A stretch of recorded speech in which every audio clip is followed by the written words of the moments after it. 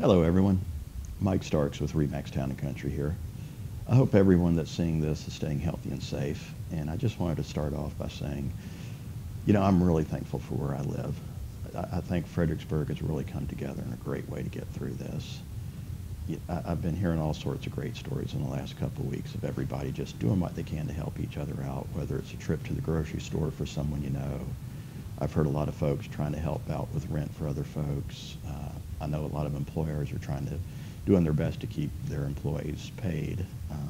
I even heard a guy last week told me he was going into Walmart and this guy came out with a big pack of TP and announced to everybody in the line that was the last pack.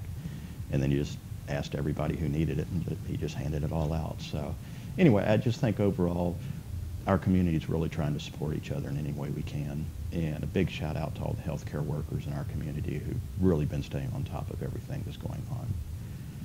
So, even though real estate is probably not what is at the forefront of your mind these days, I thought it would still be good to share a little positive news with the real estate market report for the first quarter of 2020. Even though the world is definitely in a crazy place, you're likely going to be surprised to hear that the first quarter real estate in Gillespie County set an all-time record. Total sales for 2020 were at an all-time high of a little over $66 million. You compare that to 2019's previous record of $57 million in sales. That's an increase of 13.7%. And the total number of properties that we sold in the first quarter of 2020 was also up. 2020, we'd sold 160 properties. You compare that to 121 properties sold in 2019. That's an increase of 24.4%. And in-town homes were really leading the charge in the total overall sales for the first quarter. In 2020, we'd sold about $27 million worth of in-town homes. You compare that to 2019 when we'd sold about $17 million.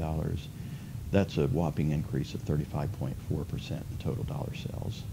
And again, if we look at the number of homes sold, we see a similar increase. 2020, we'd sold 68 homes, and in 2019, we'd sold 46 homes. So that's an increase of like 32.8%. Raw land sales, on the other hand, they remained a little bit sluggish starting off this year, with a total sales volume of $18 million for 2020. You compare that to 2019's first quarter of $21 million. That's a decrease of about 13.8%. Now, usually, I go a lot more in depth with numbers and stats, and if you're really interested in what the average home price is or the average price per acre is, you can find that on my site. And if you're watching this on Facebook, there'll be a link somewhere right around here. But I think I'm going to end the stat analysis here for today, and rather, I'd like to talk just a little bit more about what I see coming in the months ahead. So obviously, we're all in for a difficult next couple of months. But I'm really hopeful that with all the proactive steps being taken across the country, we'll be seeing a little light at the end of the tunnel in the next few months. And I really think when we're all sure that it's safe to get back to life, we're really going to see a very busy end of the summer, first of fall for real estate in Gillespie County. The reason I say that is there are a lot of folks out there who've been talking about getting out of the big city and heading to the hill country, or really just heading someplace rural in general. And I think when this is through, these past few months of being locked down are going to make a lot of people re-examine what's important in their lives, and they're going to stop talking about getting out of the rat race and make the move. And there's a lot of uncertainty about what our economy is going to look like in the next 60 to 90 days. But I really have to believe we as a country and we as Texans are really going to get back to work with a renewed vigor that's going to help keep us moving forward. I can't believe that all the folks who are out of a job right now don't want to work. And I don't think all the employers don't want to put them back to work just as soon as possible. And so I can really even see where Fredericksburg's tourism hospitality industry will be in for a strong end of this year.